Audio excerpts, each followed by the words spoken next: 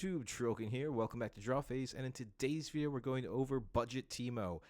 So we're in the situation where product is limited, so let's go over some budget decks and a cool new way to price out your decks using Piltover Archive. So shout out to Piltover Archive. You guys are awesome. But before we get into the video, if you haven't already, please subscribe. I greatly appreciate your support.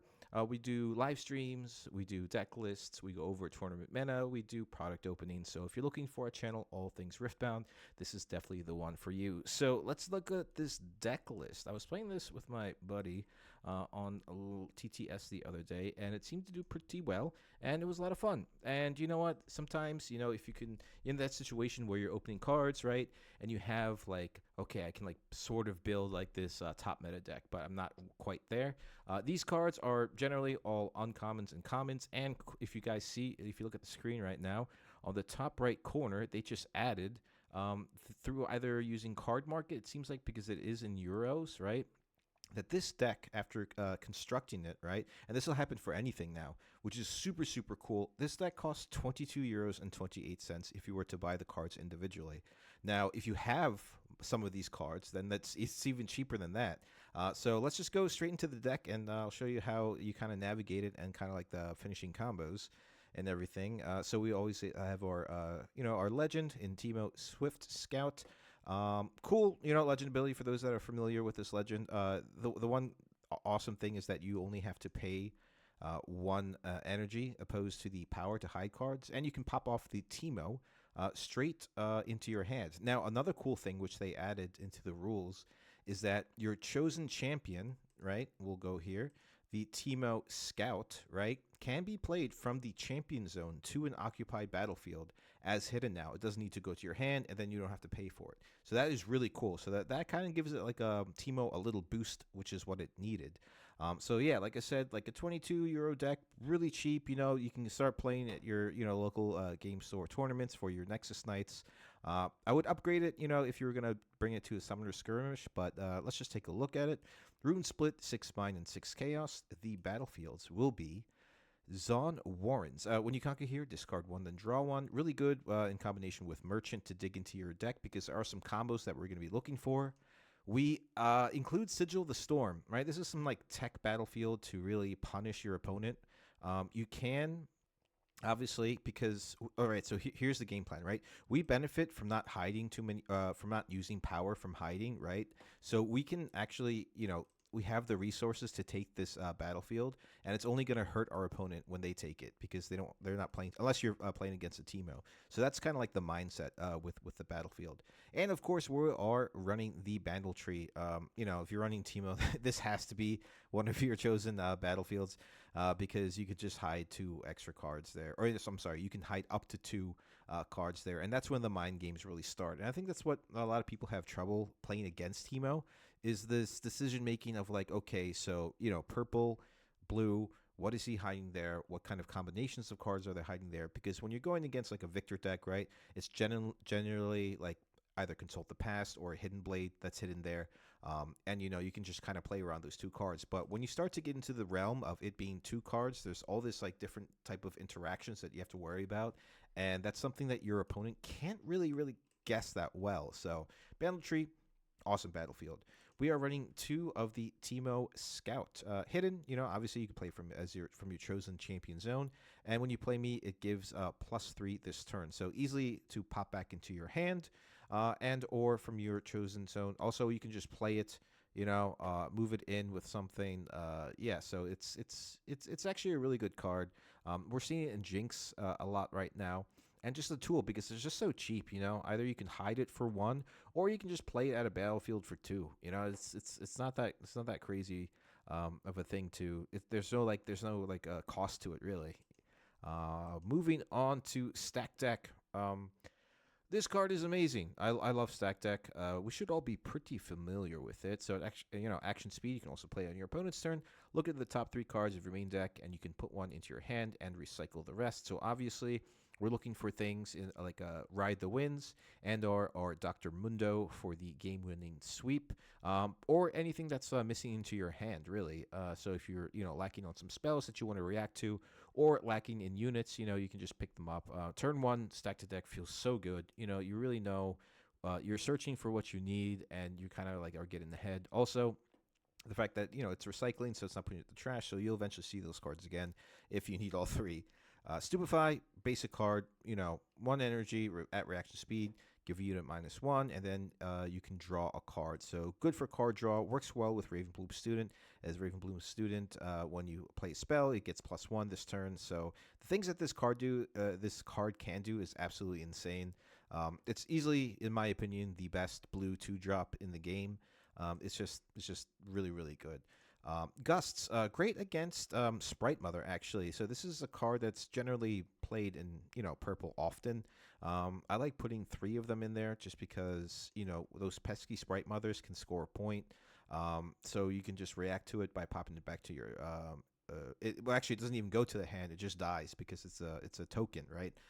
Also, recruits go away. Anything that you want to move into, also because we are running the traveling merchant. So if there's a unit from your opponent that is just sitting onto a battlefield, like a pour or something that you can't get over, just gust it back into hand, and then you can start using your move triggers with traveling merchant. Speaking of traveling merchant, 2 energy, 2 might. When I move, discard 1, then draw 1. Has great synergy with Zon Warrens as you get the 2 discard and 2 draws. Do not worry about discarding too much because we are running Dr. Mundo. It's kind of like the point. So we want a big Mundo like at the end of the game, just to kind of ride the wind, which is the next card. So for 2 energy, 1 power, at action speed, move a friendly unit and ready it. This card is getting better and better the more I play it and I play against it. The things that this card can do is absolutely it's crazy. You can ride the wind a sprite to conquer 2 battlefields with an empty base and score 2 points if it's it's the things that this card can do is really interesting because we have to think about that it is the action speed, right? So you can play it on your opponent's turn. So if there's an instance where your opponent has just a higher might unit than you do and you kind of really want to save it, right? You can move it over with Ride the Wind. If they're moving into that battlefield, save your unit, and then the next turn you'll still get that holding point. And if there's any type of hold effects on that other battlefield, then that's also a plus. This card's just nuts. So obviously the big combo is the Dr. Mundo, clear the both battlefields with Ride the Wind. It is just incredibly strong. We already talked about Ravenbloom Student, and then also we're running 2 Convergent Mutations. Now, the reason this card is in this deck is mainly because of Dr. Mundo. Generally, you're going to have, by the time you play Dr. Mundo, 6 or 7 cards, right? So Dr. Mundo can easily go up to 13, 14, 15 might. And then if you're ever in that situation where you kind of want to save one of your cheaper units, whether it be a sneaky deckhand that is just sitting on your other base or your other battlefield, you can even pump up a sprite. You can pump up your Ember Monk, anything, because Convergent Mutation reads 2 energy, 1 power. At reaction speed, choose a friendly unit this turn. Increase its might to the might of another friendly unit. So, if your Mundo is setting really big at 18 or something, you can Convergent Mutation a Ravenbloom Student all the way up to 19 because you already played the spell, right? So it's even bigger than Mundo.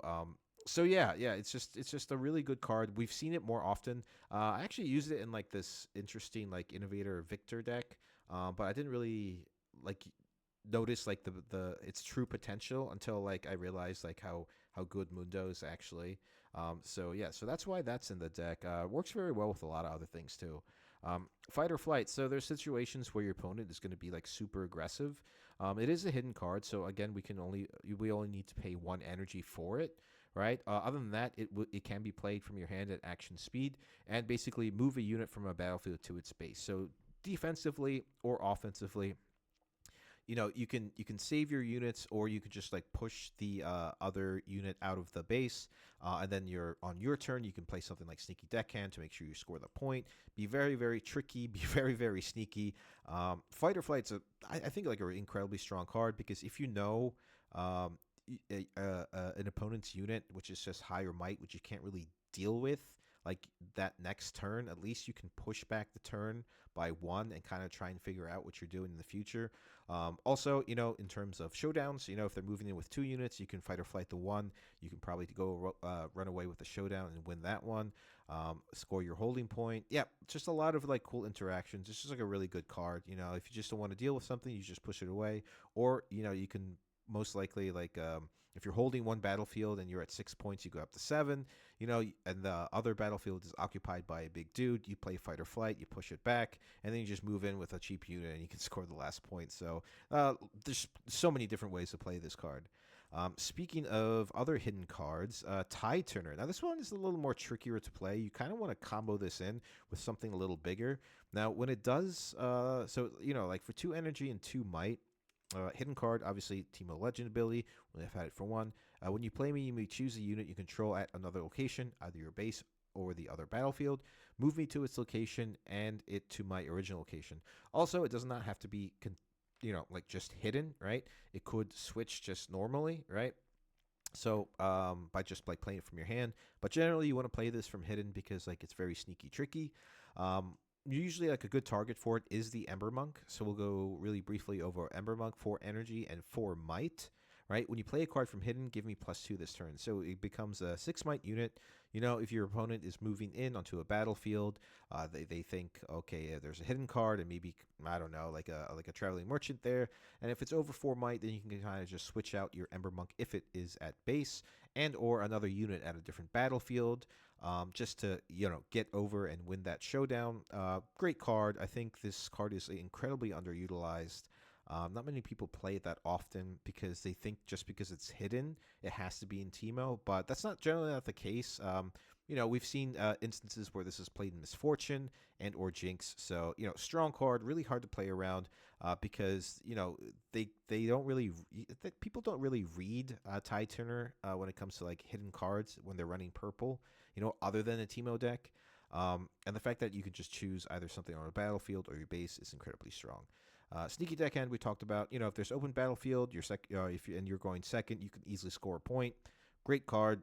It is like lacking in might, but there are things to pump it up, like for instance, like with Convergent Mutation, or you could pair it with other cards.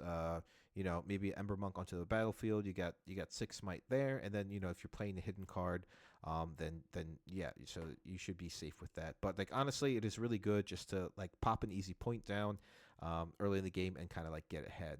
Sprite Call, awesome card. You'll see in the gameplay, I won with the Sprite Call Ride the Wind. So yeah, it enters ready, and it's a great hidden card. It's a great way to add 3 might onto a battlefield as hidden or conquer a battlefield. So it's like basically a cheaper Sprite Mother.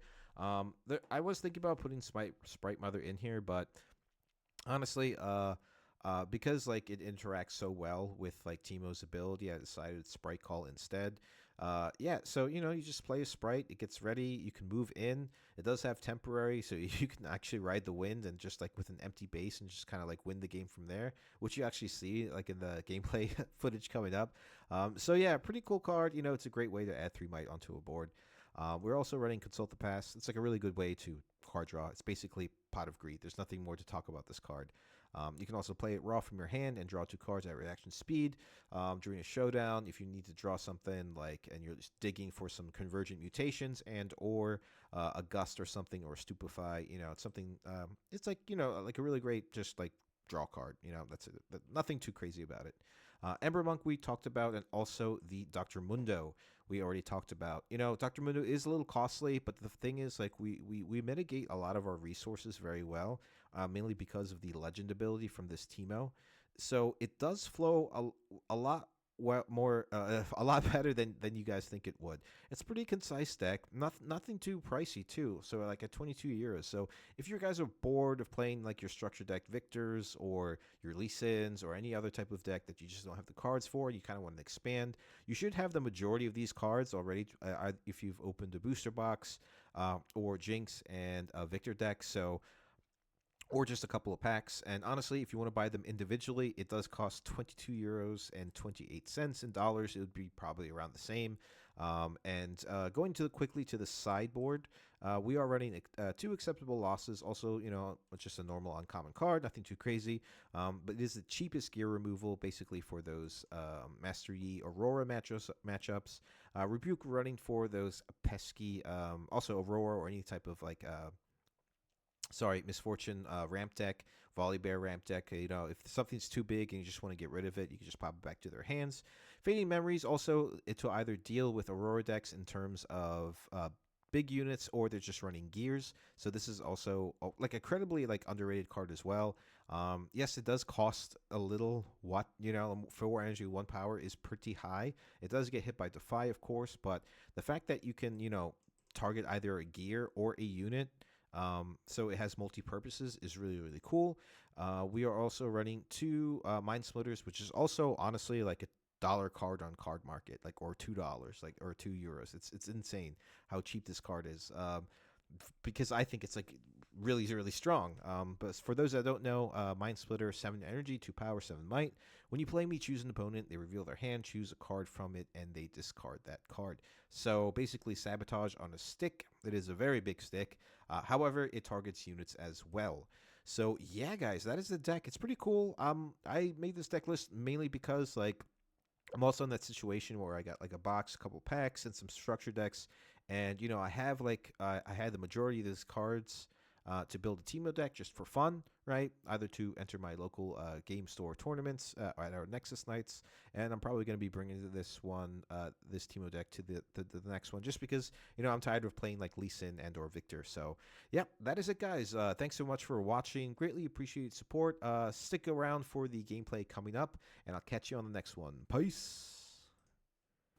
What is going on, guys? Here's a little bit of gameplay with some commentary. I gotta stop doing that. I gotta stop saying see you on the next one, and then 2 seconds later here I am saying hello once again. But here we are. We are going against Lux, playing the budget Teemo. The battlefields are Zon Warrens and Obelisk of Power. Looking at my hand, we have a Stupefy, a Traveling Merchant, a Ravenbloom Student, and a big Dr. Mundo. I decided to keep Mundo into my hand because I really wanted to pop off with it. The battlefield being Zon Warrens and the Traveling Merchant, obviously a lot of discard, a lot of draws. Moving it around is also very good, so you get a lot of triggers with that.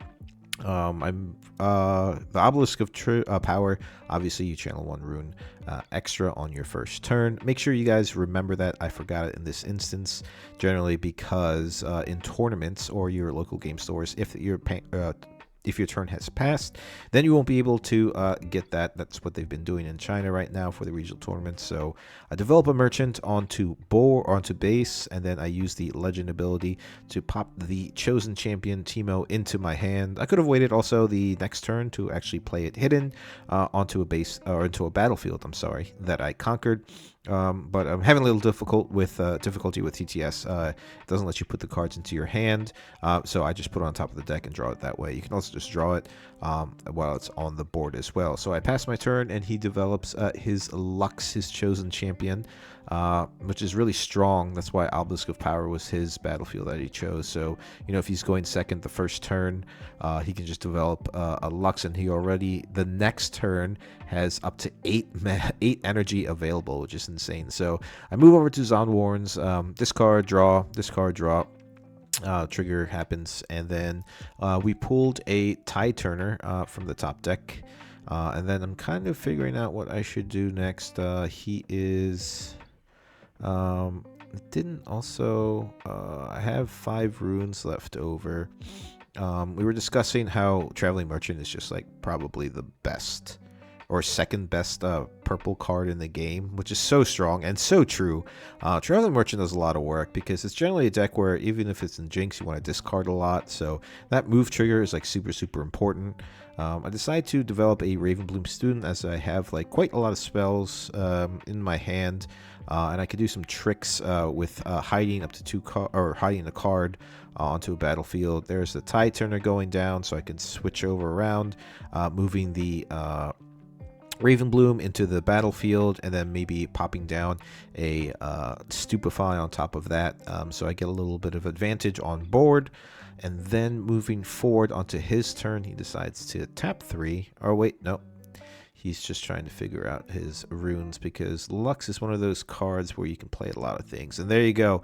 Honestly, a turn to recruit the Vanguard is incredibly strong. This is also the deck that was featured as the budget Lux as well. So we were testing out a bunch of budget decks just because, you know, we were in that situation where we don't have much product. So plays to recruit the Vanguard and also a Watchful Sentry, it looks like, onto his base. Switching over back to my turn. Draw a card. I decide to move the Ravenbloom Student onto the Obelisk of Power. We got another Ravenbloom Student from the draw as well. So score point, you know, holding both battlefields, feeling pretty good, and decide to also hide another card in Fight or Flight onto, I'm sorry, that was not Fight or Flight, the Teemo, I'm sorry, onto the Obelisk of Power. And develop the other Ravenbloom Student. Feeling pretty good. Got a unit on base. I could switch around with Tide Turner. You know, unveil the or play from hidden rather. And here comes that pesky Imperial Decree. So basically all his recruits are basically death missiles. That's what I like to call them. So he moves in the one recruit onto Zon Warrens. At this instance, I know technically Ravenbloom Student is the stronger unit. However, if I unveil the Tide Turner, that means he would have to use more recruits in order to take that battlefield away. So I decided to switch out the Ravenbloom for the Tide Turner, so that he would have to move in more recruits that way. It was just like a really weird interaction because Imperial Decree is just one of those cards. It's hard to play around. So he decides to move in his other recruit after the Ravenbloom Student dies. And at that point, I think I'm going to just Fight or Flight the Merchant back. So therefore, I would get another move trigger and dig into my deck because I really need a Ride the Wind in order to pop off with the combo. I'm sitting at 3 points, which is pretty ahead. He's sitting at 0, so I'm feeling pretty comfortable. I discard this Stupefy and get another Fight or Flight because from the move trigger from the Merchant. So that is very interesting. And then he decides to play a... he discards the Comet from Conquering Zon Warrens. He moves into the Obelisk of Power. Again, Imperial Decrease is still in effect until the end of his turn. He kills the Teemo that I unveiled, and he kills the Ravenbloom.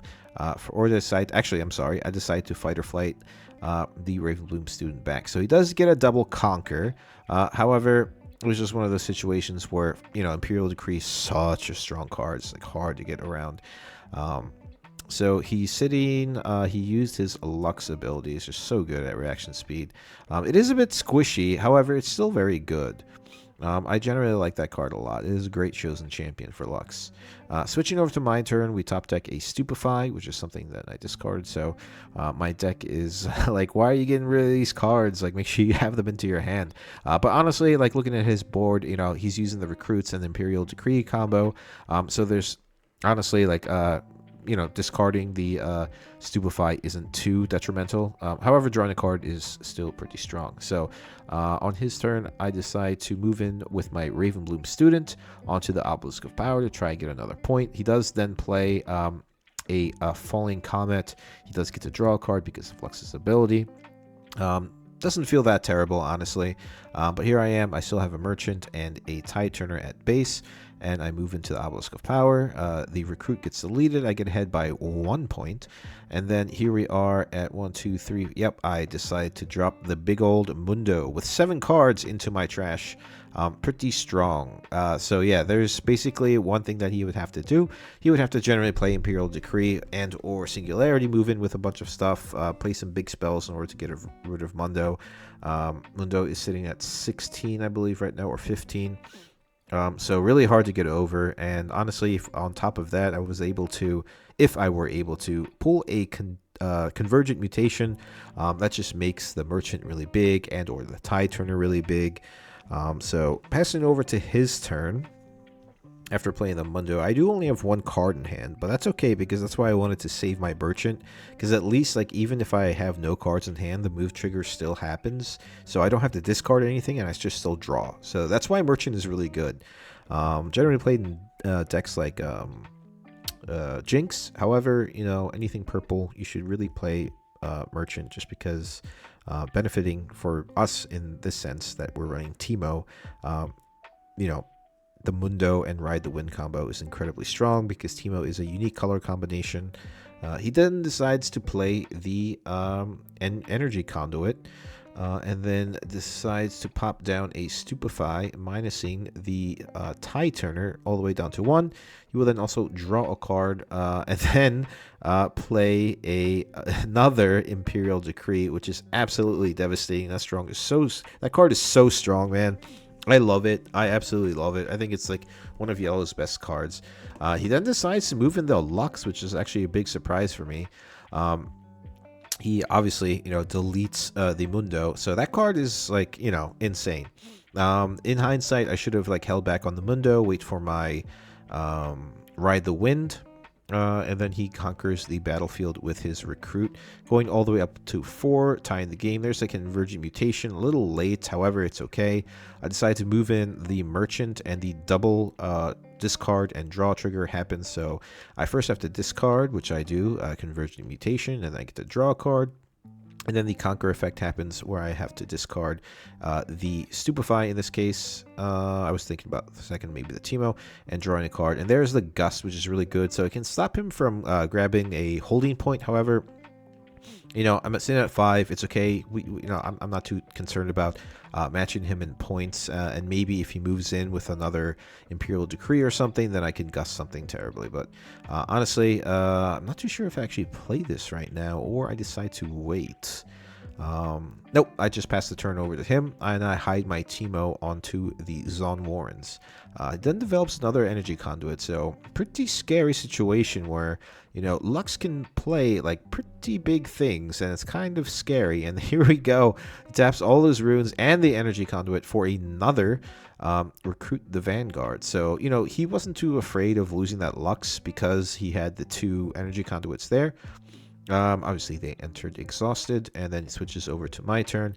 I get a Consult the Past, which is something I needed desperately, considering that I'm only having 2 cards in hand. So I decided just to play it because I'm just in that situation where I need some card advantage. I get another Consult the Past and a Tie Turner. Not much I can do in this situation, honestly, so I decide, I believe, just to pass the turn. I decide to pop open the Teemo. It goes up to 4, and I think I play another Consult the Past, and I get 2 Ember Monks. And Ember Monk and a Tie Turn is actually really good. So I think I develop the... I move trigger the... Traveling Merchant, discard the 1 Ember Monk, and so that's why, because I wanted to move and discard. So that's why I popped up the Teemo, discard 1 Ember Monk. After playing the Consult the Past, I then play my stack deck, and there's the Ride the Wind, which is incredibly strong. Obviously, always putting Ride the Wind into my hand in that situation. Still having Teemo onto the battlefield is good. He does have the 4 recruits, but that's fine.